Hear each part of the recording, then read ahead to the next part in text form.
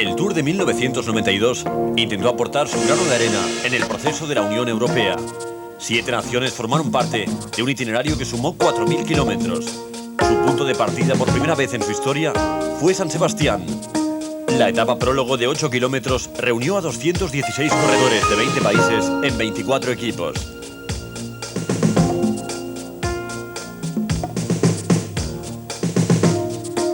Aquí está Andrew Hampsten, cuarto en el Tour de 1986 y jefe de filas del equipo Motorola. Greg LeMond, decidido a mostrar al mundo su gran clase. Pero el hombre al que todos querían batir era el español Miguel Indurain, ganador de la pasada edición del Tour. Estaba corriendo a tan solo 100 kilómetros de su pueblo, resuelto a demostrar a los suyos que seguía siendo el mejor. Y en la prólogo contra el reloj superó el mejor de los tiempos marcado por Alex Zülle de manera contundente y pasó a ser el primer líder de aquel Tour. La primera etapa transcurrió en España, en los alrededores de San Sebastián, etapa de 194 kilómetros y medio que se caracterizaron por el mal tiempo. En la subida a Jaikibel, la montaña que cada año forma parte de la clásica de San Sebastián, se sucedían los ataques. Al final, reagrupamiento general, pero en el descenso hacia San Sebastián vimos un último y tardío ataque del corredor Dominique Arnaud. Logró adelantarse y ganar la etapa en San Sebastián, pero el verdadero ganador del día fue sin duda Alex Zülle. La bonificación obtenida en la etapa le permitió vestirse con el maillot amarillo en su 24 cumpleaños. La segunda etapa, de 255 kilómetros, condujo la carrera desde las costas de San Sebastián hacia Francia. Realmente fue un principio de Tour bastante relajado, si no fuera por los debutantes. Aquí está Richard Virenque, y ahí vemos a Javier Megalde luchando con Virenque para ser el primero en alcanzar la cima. Virenque ya había sumado muchos puntos y todavía quedaba la subida al Col de la Marie Blanque. De momento, iban claramente escapados con una ventaja de 15 minutos sobre el pelotón. Pero observen quién venía a la caza. Chiappucci, Indurain, Buño, el campeón del mundo, y Charly Motet. Este grupo no se andaba con chiquitas. El pelotón estaba completamente roto. De momento, la ascensión a este puerto se estaba realizando a un gran ritmo. LeMond estaba pasando apuros, Kelly iba pegado tras él, y el jersey amarillo Alex Zülle estaba realmente descolgado. Los 17 minutos de ventaja que llevaban los corredores de cabeza se redujeron a 7 minutos. A la llegada, en Pau, fue Javier Megalde quien logró entrar primero. Pero Virenque hizo gestos de triunfo. Sabía perfectamente que era el nuevo líder, y eso es muy importante, sobre todo si eres francés. Richard Virenque era el nuevo líder del Tour de Francia. El Tour siguió su marcha con una larga etapa hasta Burdeos. La escapada se consolidó a unos 100 kilómetros de la salida. El grupo estaba compuesto por 3 corredores del equipo Buffet, pero como no, el que tiraba del pelotón era el equipo Banesto. Ralph Hamlin se lo llevó todo por delante y ganó la etapa. Morel fue segundo y el maillot amarillo se le escapó a Virenque. La contrarreloj por equipos llegó en la cuarta etapa. Se corrió en la ciudad de Libourne con 63 kilómetros y medio. El equipo Gatorade, uno de los favoritos del Tour, llegó con Buño vistiendo la camiseta de campeón del mundo. En la clasificación general el primero es Pascal Lino, segundo Richard Virenque a 1 minuto y 54 segundos. Y a 6 minutos y 28 segundos Miguel Indurain, que hace ahora su entrada junto con el resto del equipo Banesto, que no hizo un buen recorrido. Su posición final en la etapa, séptimos, a 50 segundos del ganador del día. El equipo Z terminó la etapa en cuarta posición a 40 segundos de los vencedores, el equipo Panasonic, que entra en estos momentos con Peter Foss a la cabeza, en plena forma y marcando el mejor tiempo una vez más, 1 hora 13 minutos 15 segundos. Claudio Chiappucci ocupó la cuarta posición en la general y Stephen Roche la quinta. Quinta etapa, 196 kilómetros y hacia la frontera con Bélgica. La carrera continuó en dirección a Bascal, con este grupo de 8 corredores escapados. Pero Guido Bontempi fue quien lo intentó, consiguiendo entrar vencedor con un tiempo de 4 horas y 6 minutos. Fue el ganador de la etapa, pero no del jersey amarillo.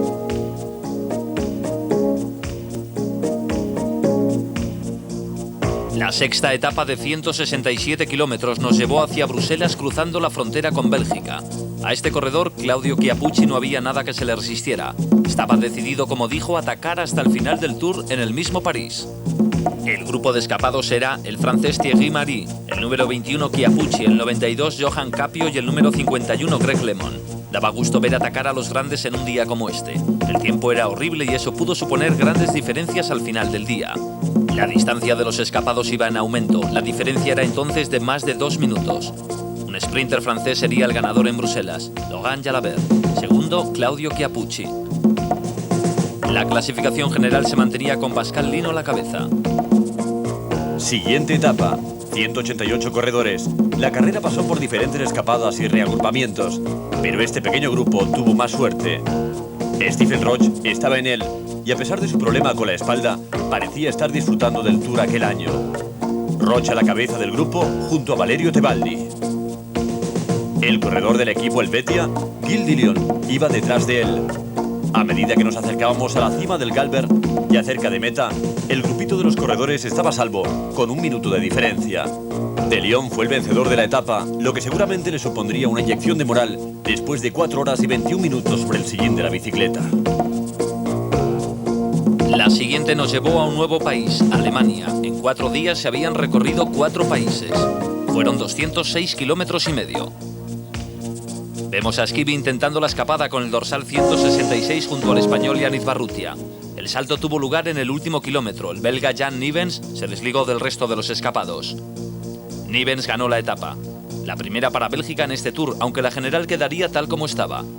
Schivi entró en segundo lugar y Girotto en tercero. Por último, Yannick Barrutia.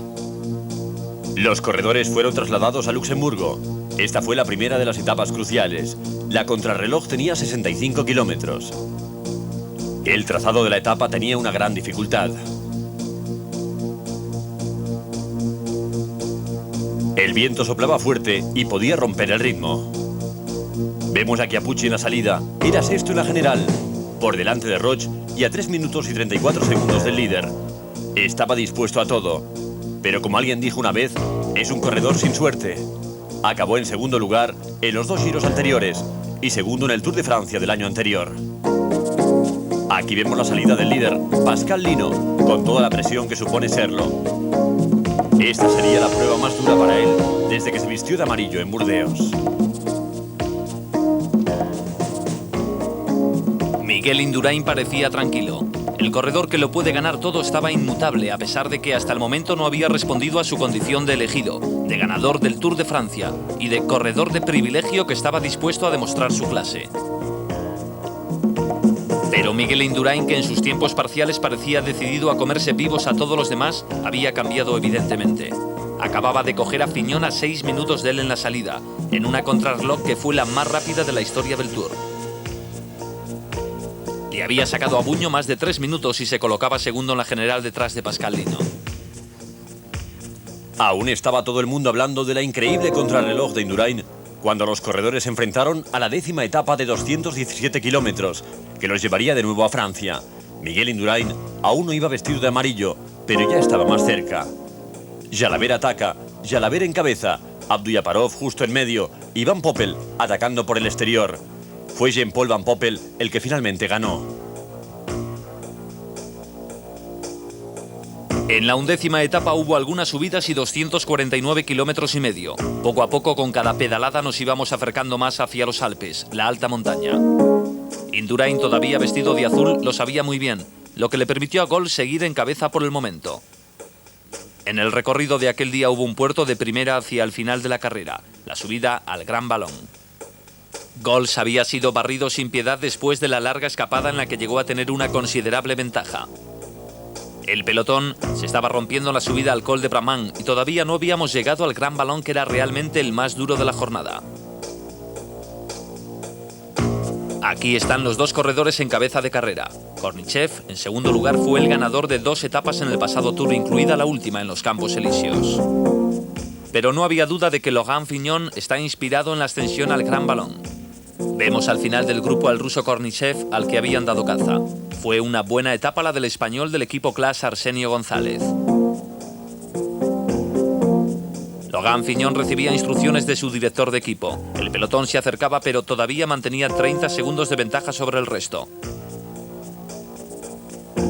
El equipo Banesto, con especialistas en prácticamente todas las disciplinas, estaba resultando ser uno de los más fuertes.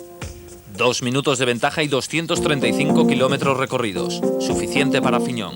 Vemos al ganador de la etapa cruzando la línea de meta. Solo sacó 12 segundos al segundo clasificado.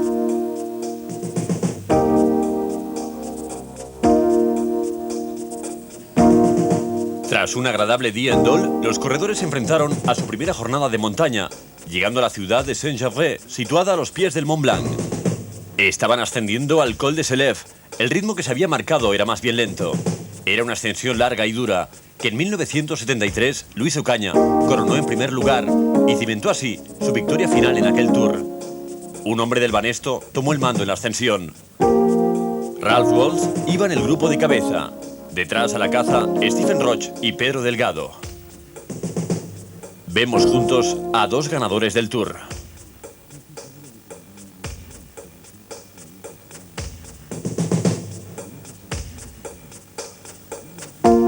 El grupo conducido por Perini, con Roche, Delgado, Filippo y Ralph German, tenía 5 minutos de ventaja. Esta fue la oportunidad para Stephen Roche, ya cerca de la llegada a Saint-Gervais, de sacarse la espina. El ritmo que había impuesto Roche había dejado atrás a Filippo y a Perini, y Delgado parecía que tenía problemas. German miró y observó a Delgado, el cual arrancó con fuerza en lo que parecía ser un tirón de prueba.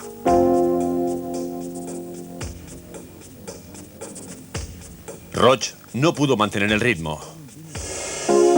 Ya muy cerca de la llegada, Delgado, en pleno esfuerzo, a los pies de los Alpes, condujo hacia la meta a Ralph German, otro gran escalador a punto de ganar la etapa de Valkenburg. German atacó y Delgado no pudo con él. En la general, Indurain era segundo a 1 minuto 27 segundos de Pascal Lino. Un día más y un país más. Nos dirigimos hacia Italia. Los 165 supervivientes tomaron la salida en Saint-Gervais en dirección a Sestriers. Debían enfrentarse a un puerto de segunda categoría, 3 de primera y 1 de cuarta. El primer ataque se desencadenó nada más iniciarse la etapa. Su protagonista, Claudio Chiappucci, el que nunca descansa. Chiappucci tomó la salida a 4 minutos y 54 segundos del líder en séptima posición y ahora era cabeza de carrera. Otro de los protagonistas, Pello Ruiz Cabestany. El ciclista español corría en un equipo italiano.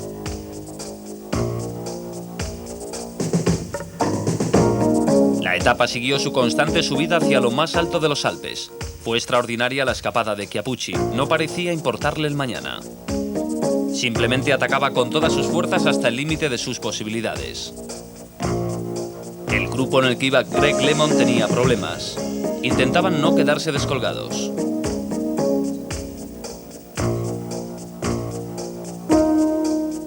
Pero más arriba se encontraba el grupo de Miguel Indurain.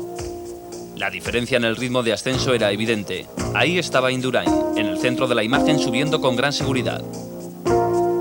Ese fue el hombre que machacó a LeMond, Claudio Chiappucci, segundo en el Tour del año anterior y segundo en los 2 últimos giros. El grupo que comandaba quedó roto en la subida al Eserón, un gran pico que llevaba a los corredores hasta los 2.770 metros de altura y que ese día se ascendió por 6ª vez en la historia del Tour. Chiappucci fue el primero en coronar.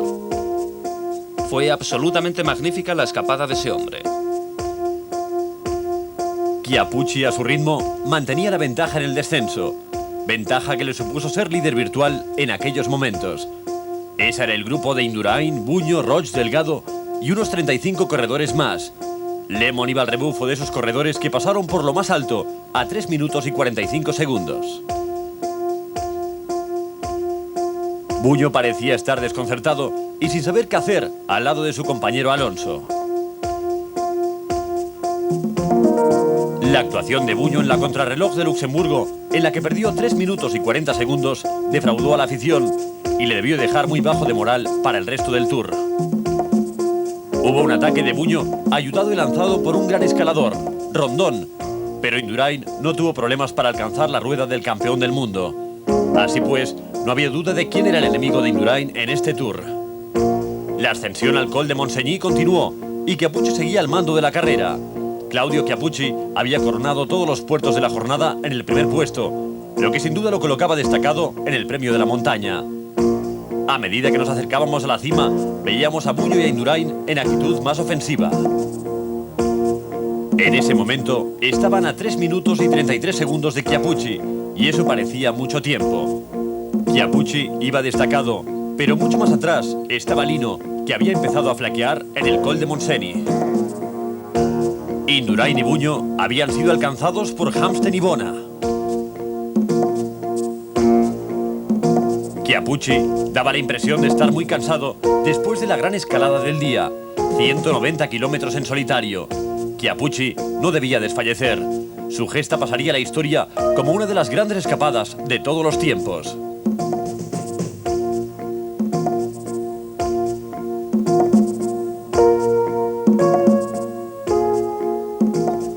Pero Indurain lo sabía, y esta era la primera vez que le veíamos forzando el ritmo realmente, sin la ayuda de sus compañeros de equipo, confiando en sus propias fuerzas, haciendo todo el trabajo.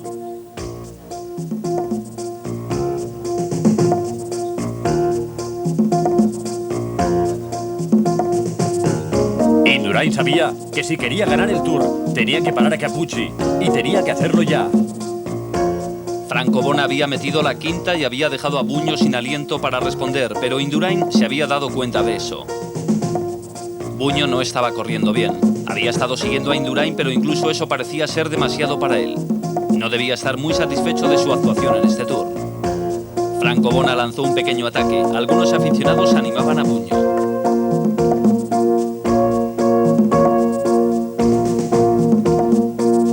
Indurain trató de cerrar el hueco que le separaba de Chiappucci. Fue una lucha de hombre a hombre. A Indurain no le preocupaba la llegada, solamente la ventaja que le llevaba Chiappucci, que incluso podía vestirse de amarillo en esta etapa.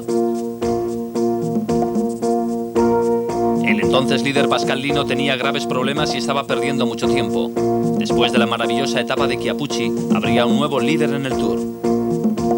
Son muy pocas las ocasiones en que el Tour ha entrado en Italia y no iban a permitir que Chiappucci perdiera la etapa ni que se derrumbara después del extraordinario esfuerzo que había realizado. No tuvo miedo a nadie, salió atacando desde el primer momento y quizá ni siquiera él se imaginó, cuando lanzó el ataque, que en aquellos momentos a punto de concluir la etapa de 254 kilómetros estaría donde estaba. No solamente buscaba la victoria, cada pedalada que daba quería convertirla en segundos de diferencia, pero Indurain estaba decidido a reducir la ventaja. Franco Bona estaba perdiendo tiempo, pero mantenía la segunda posición. Indurain sabía que si seguía controlando a Chiappucci, en aquella etapa podía vestirse de amarillo. Era él quien podía sacar mayor partido a la etapa saltando al primer lugar de la clasificación general. Todo el mundo sabía, y él también, que Pascal Lino había sucumbido en las subidas Strierz.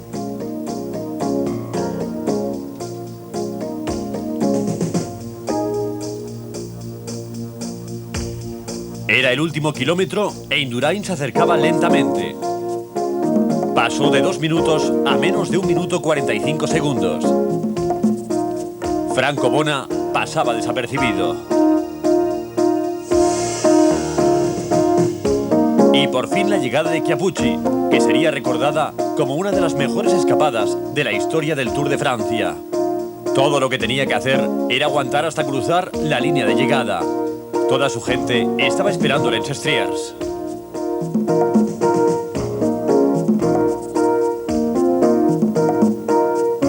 Chiappucci encabezaba la clasificación del premio de la montaña. El tiempo diría si también se vestiría de amarillo.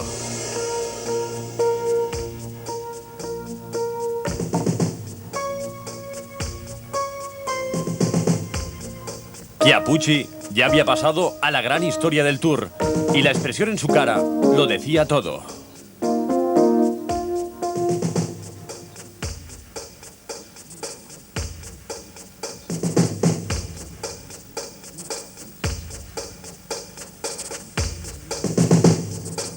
Franco Bona llegó a 1 minuto y 34 segundos de Chiappucci.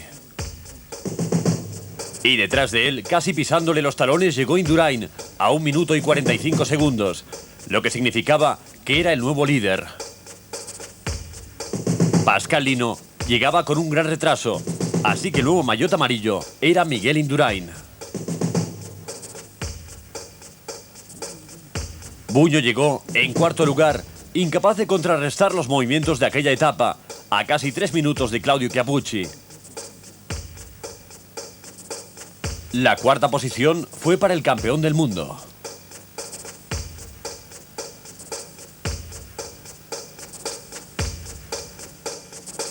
Llegamos a la etapa de Alpe d'Huez con la terrible ascensión al Col de l'Olivier, el Croix de Fer y el mismísimo Alpe d'Huez. Todo empezó en Sestriers. Después de solo 7 kilómetros ya se encontraban atacando las primeras rampas. El equipo Banesto intentó controlar y ordenar la carrera al servicio del nuevo maillot amarillo Miguel Indurain. Estábamos en la subida al Col de l'Olivier. La imprudencia de un espectador hizo caer a Buño. Estábamos a 1 kilómetro aproximadamente de la cima. Robert Millar también cayó. Trató de recuperar el tiempo perdido ayudado por algunos espectadores. Millar intentó unirse al grupo de cabeza en la cima del col, mientras el pelotón permanecía bastante compacto con los hombres más importantes. Franco Chioccioli intentaba llamar la atención en el Tour. Ahora que ya no estaba considerado como un posible vencedor del Tour, quizá pensara en destacar como vencedor de etapa. Logan Fignon estaba atacando de nuevo, pero pensaba más en su compañero de equipo y líder Buño. Fignon coronaba el puerto seguido de Buño. Por fin le veíamos atacar. Claudio Chiappucci, al que no parecía haberle afectado la larga escalada del día anterior, corría junto a Miguel Indurain. Robert Millar también estaba en ese grupo, no muy lejos de Pascal Lino, que en la etapa anterior había perdido el maillot amarillo. Greg LeMond, que parecía estar acabado, marchaba en solitario al principio del puerto. Lassalle parecía haberle abandonado. Llevaba 15 minutos de retraso. Fignon, ajeno a los problemas de los demás, estaba llevando al pequeño grupo a toda máquina. Miguel Indurain los había cazado. Buño seguía de cerca al maillot amarillo. Franco Chioccioli ocupaba el último lugar de este selecto grupo. El corredor del equipo Festina, Fernando Piñero, conseguía entrar a formar parte del grupo de corredores. Nos acercábamos a Saint-Jean-de-Maurienne, el lugar del control de avituallamiento. Este iba a ser el fin para LeMond. Este era el grupo que estaba causando todos los problemas. Jesús Montoya, Andrew Hampsten y Franco Bona. Otro hombre que estaba sufriendo los rigores de la carrera lejos de ahí era Stephen Roche. Los corredores de cabeza, con Eric Boyer al frente, pasaban por la cima de Croix de Fer. Una escalada tremendamente difícil. Cerca de Boyer, Chiappucci, el actual rey de la montaña, con su característico movimiento, al lado de Miguel Indurain.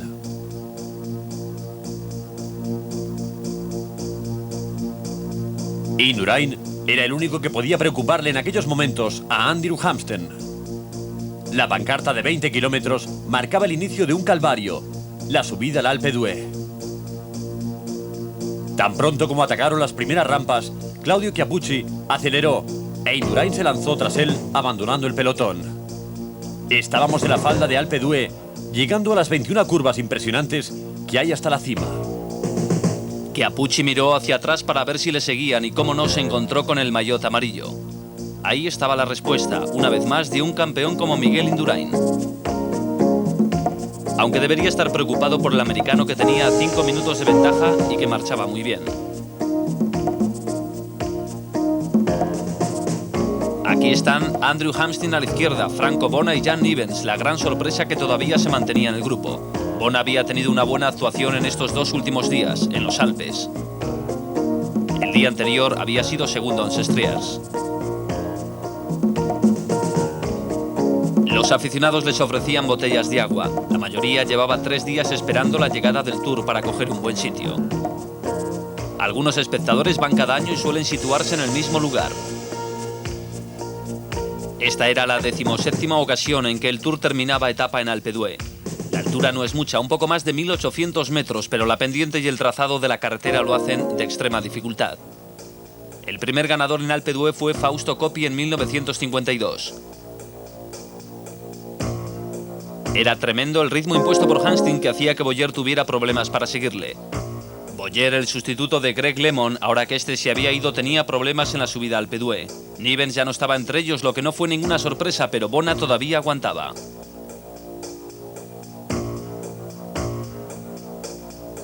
Chiappucci era el que tomaba el relevo e Indurain quien le seguía. Una actitud que le valió grandes críticas. Indurain seguía frío y calculador. Andrew Hampsten no quería más agua en el cuello.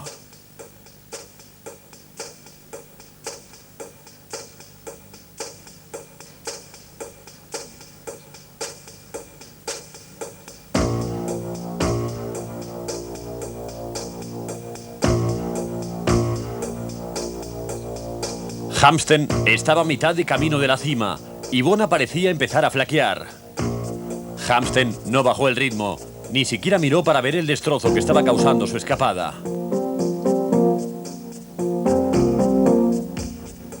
Andrew Hampsten había nacido en Colorado, se hizo profesional en 1985, se fue a vivir a Italia y ganó la Vuelta a Suiza en 1986.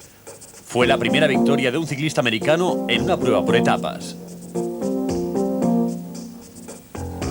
En esta ocasión estaba teniendo el día más grande de su carrera. Esta es la etapa que todo ciclista quiere ganar. Richard Virenque estaba teniendo una actuación muy destacada en su primer Tour de Francia. Llegó a vestirse de amarillo y encabezar la lista del Premio de la Montaña. Estaba haciendo un esfuerzo enorme para conseguir una buena clasificación en París. Indurain por fin decidió atacar junto con Chiappucci. En cuanto incrementaron el ritmo, se quedaron solos y fueron cazándolos a todos uno a uno.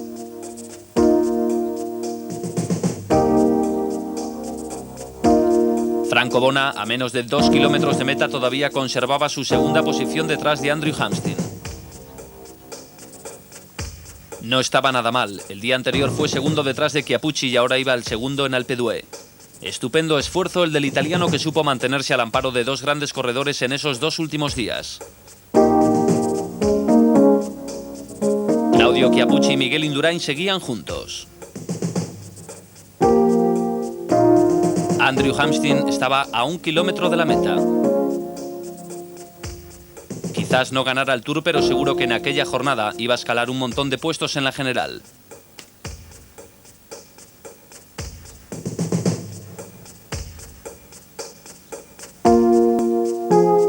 Salió en la 8ª posición, pero aquella etapa supuso un gran salto. Había dicho que no quería pensar en la etapa que estaba corriendo, pero seguro que ya lo tenía planeado. Hampsten y el equipo Motorola el año anterior ganaron una etapa. Fue el primer año bajo la tutela de Phil Anderson, pero ahora Hampsten les estaba proporcionando la mejor etapa que pudieran haber deseado. Miró hacia atrás y no vio a nadie. Hampsten fue aclamado por el público en un día fantástico. Bona entró en segundo lugar y Boyer-Nivens no mucho después. Este fue el orden de llegada al Alpe d'Huez. La figura, no había duda, Andrew Hampsten. Fue el mejor día de su vida como profesional.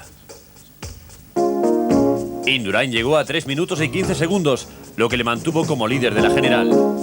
Chiappucci aparecía segundo a 1 minuto 42 segundos. 198 kilómetros más en la siguiente etapa, la 15ª, que iba de Bourg-du-Chans a Saint-Étienne. Fue una etapa movida desde el principio. Este grupo se escapó prácticamente con el disparo de salida. Eran 20 corredores y llevaban una ventaja de aproximadamente 4 minutos y medio. El que saltó del grupo fue Richard Virenque, arañando puntos para el Premio de la Montaña. Virenque fue absorbido y fueron Franco Chioccioli y Harold Mayer del equipo PDM los que saltaron posteriormente.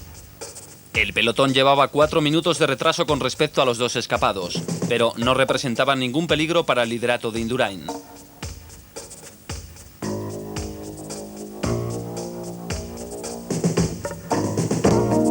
Franco Chioccioli intentó desesperadamente ganar una etapa en los Alpes, pero sin éxito. Ahora lo iba a conseguir. Chioccioli entró unos 30 segundos antes que el resto de los corredores. Fue su primera etapa en un Tour. Pero el maillot amarillo se mantenía firme sobre los hombros de Miguel Indurain.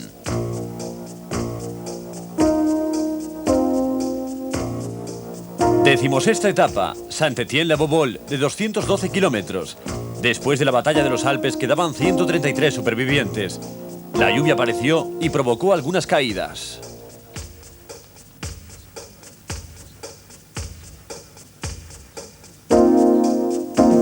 Ya faltaba menos para la llegada a la ciudad de Borbol. Thierry Margy intentaba mantenerse al frente del pelotón, pero los corredores de la 11 pasaron a ocupar la cabeza. En la cola, Fignon había pinchado. Se afanó por poner su máquina a punto otra vez, aunque no parecía preocuparle la rapidez en el cambio de rueda. A Fignon le costaría un poco llegar hasta el grueso de carrera.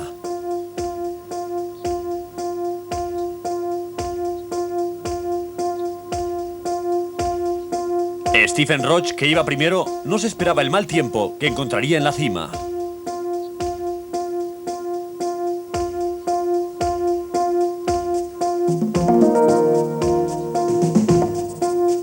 Eric Breukin todavía no había conseguido nada destacado, pero estaba cada día más fuerte. Y, cómo no, Claudio Chiappucci. Si alguien se lanzaba al ataque, Chiappucci se lo tomaba casi como una cosa personal.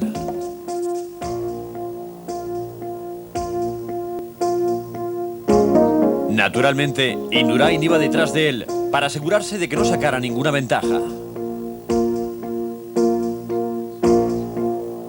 Roche tenía la oportunidad de aprovecharse de la situación y ganar tiempo en la larga ascensión hasta la cima de la Bourboule. Chiappucci había sido neutralizado por Indurain.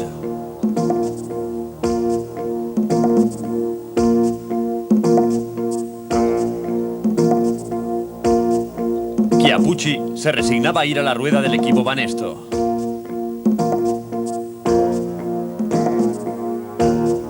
El equipo Banesto funcionaba a la perfección.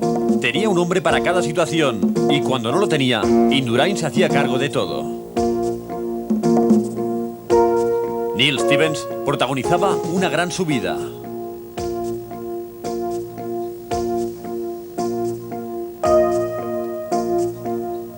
Roche seguía destacado y debía aparecer en cualquier momento, saliendo de la niebla. Parecía haber vuelto a los días de grandeza, a 1987, cuando ganó el Tour de Francia.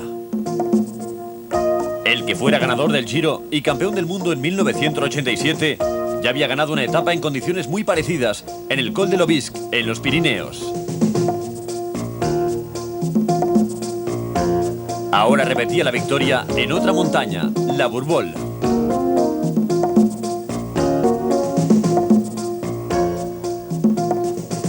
Llevaba casi un minuto de ventaja sobre los demás corredores. Salió de la nada. Se caló la gorra y consiguió su etapa.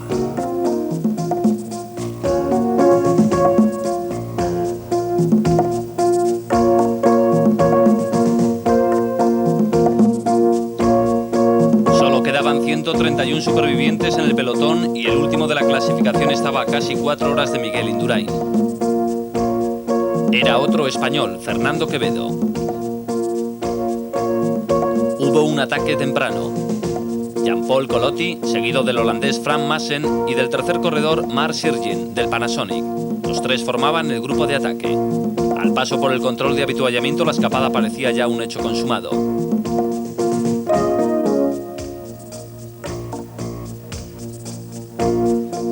De pronto, el gran hachazo. Jean-Paul Colotti aprovechó la gran rivalidad que había entre los otros dos corredores. Ninguno de ellos estaba dispuesto a llevar al otro hasta Colotti.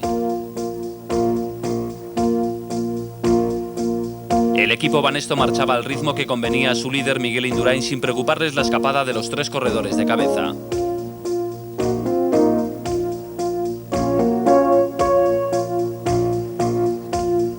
La rivalidad malentendida hizo que Jean-Paul Colotti se aprovechara y obtuviera una de las victorias de etapa más fáciles de aquel Tour, y él lo sabía. Fue como un premio de consolación para el equipo Zeta, el grupo de Greg LeMond. Fue una victoria para un sprinter en solitario, un corredor que tuvo una buena actuación en la París-Roubaix. Jean-Paul Colotti no acababa de creer lo que estaba pasando. Maassen entró en segunda posición y Sargent tercero. En la general no había cambios.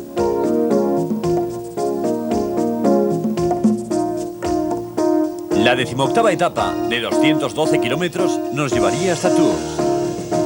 La etapa era llana y no debería haber ningún problema para Miguel Indurain, que a esas alturas ya estaba pensando en la antepenúltima etapa, la contrarreloj entre Blois y Nanterre, el próximo desafío.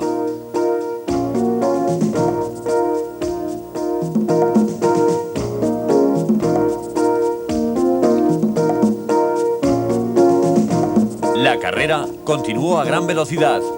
Alan Piper estaba en un buen momento, pero la lucha era muy fuerte y en más de una ocasión pensó que no llegaría al final.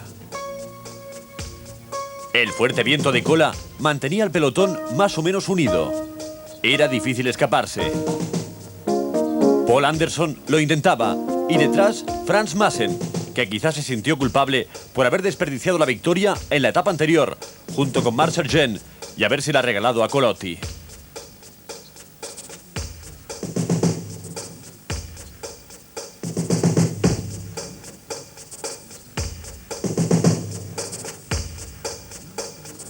Aún había corredores que podían y deseaban ganar una etapa. Stephen Roche intentó una vez más arañar segundos y lanzó su ataque. Junto a él iba Mauricio von Driest. El viento soplaba en el costado izquierdo de Roche. Claudio Chiappucci aceleró.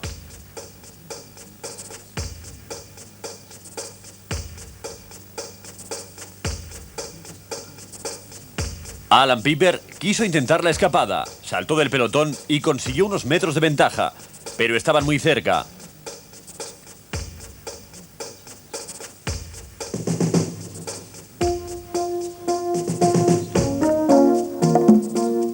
Aquel año se decidió suprimir los tiempos de bonificación en las metas volantes y los grandes favoritos no se molestaban en disputarlas.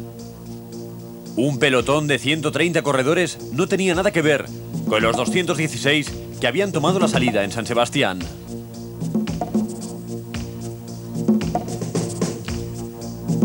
Una vez más, fueron los hombres que no tenían ninguna posibilidad para la clasificación general los que intentaron ganar la etapa. La cuestión era probar.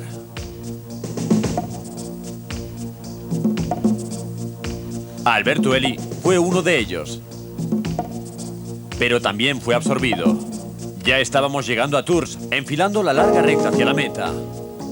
Thierry Margy iba en cabeza del pelotón y Nijam pegado a él. Acacio da Silva, en la parte derecha de la imagen, inició el sprint.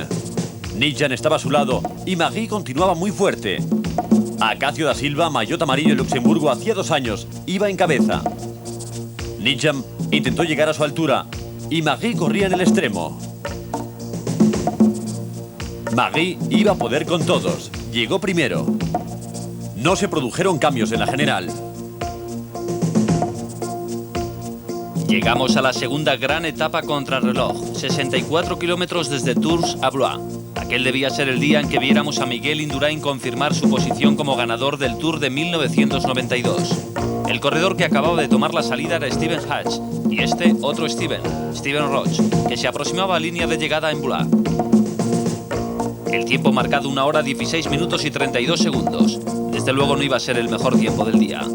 Claudio Chiappucci, que el año anterior nos había sorprendido a todos en la última contrarreloj, marcando el mejor tiempo en el primer control, aquel año no fue ni la sombra de Indurain, que parecía estar volando. Chiappucci estaba muy cerca de ganar el premio de la montaña por segundo año consecutivo y de acabar el Tour en una excelente posición. Esa era su meta. Gianni Bugno por fin había despertado, entró marcando el segundo mejor tiempo en los diferentes controles y haciendo una etapa digna de su clase detrás de Miguel Indurain. Nada recordaba el gran fracaso de la primera contrarreloj, pero Indurain estaba en un gran momento de forma. Demostró ser el mejor contrarrelojista que hay en el mundo.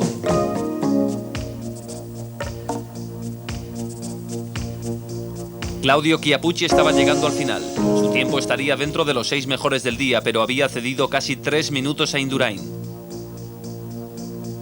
al que vemos detrás casi a punto de cogerle.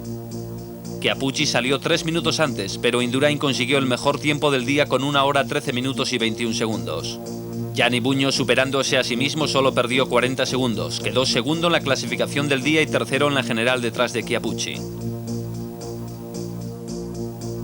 Los 3 mismos hombres que acabaron primeros en la general del año anterior volvían a sentenciar el Tour cuando tomaron la salida hacia Nanterre en la penúltima etapa de 222 kilómetros. Los supervivientes, en una actitud más relajada, se permitían juegos como este de Michel Denis, que competía con otro tipo de deportista.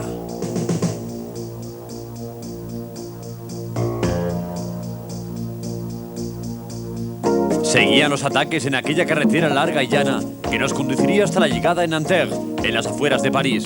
Al día siguiente sería la última, la Défense Campos Elíseos.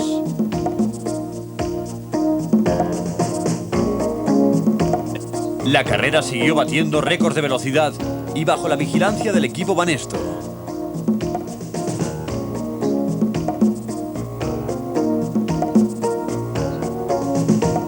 Tuvo lugar la pequeña escapada del día.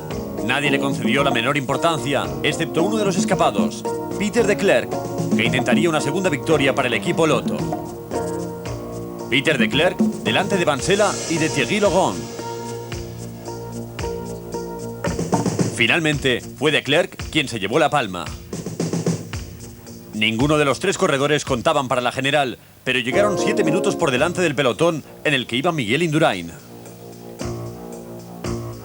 La general permaneció inalterada.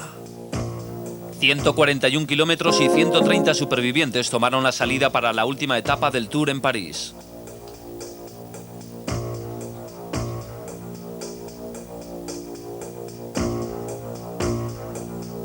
Hasta el paso por la Torre Eiffel no hubo ningún ataque digno de mención. De camino a los Campos Elíseos fue Ekimov quien atacó, el que fuera campeón del mundo amateur. Estaba obligado a defender el título si decidía participar en el Campeonato del Mundo de Persecución. El pelotón iba pisándole los talones, pero Ekimov iba muy fuerte. El año anterior consiguió una victoria de etapa parecida a esta, saltando a 2 kilómetros de la llegada. No hacía más que mirar hacia atrás, y eso era un error de principiante.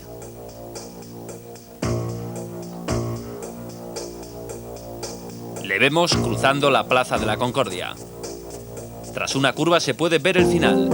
Ekimov podía conseguir la victoria en una de las etapas más codiciadas del Tour de Francia, la victoria en los Campos Elíseos. Ekimov enfiló la recta de llegada, pero el pelotón iba pegado a él con los sprinters a la derecha. Musio, un corredor muy fuerte que sabía cómo aprovechar sus fuerzas, iba muy rápido. Ludwig también saltó del pelotón. Ludwig, compañero de equipo de Ekimov, le rebasó y entró vencedor. Jean-Paul Van Poppel fue segundo, Johan Museeuw tercero y Jalabert cuarto. Todos serán sprinters. Pero el ganador del Tour de Francia fue Miguel Indurain, al que vemos siendo felicitado por sus compañeros. Fue el mejor y el más fuerte de la carrera y no había nadie que se atreviera a decir lo contrario.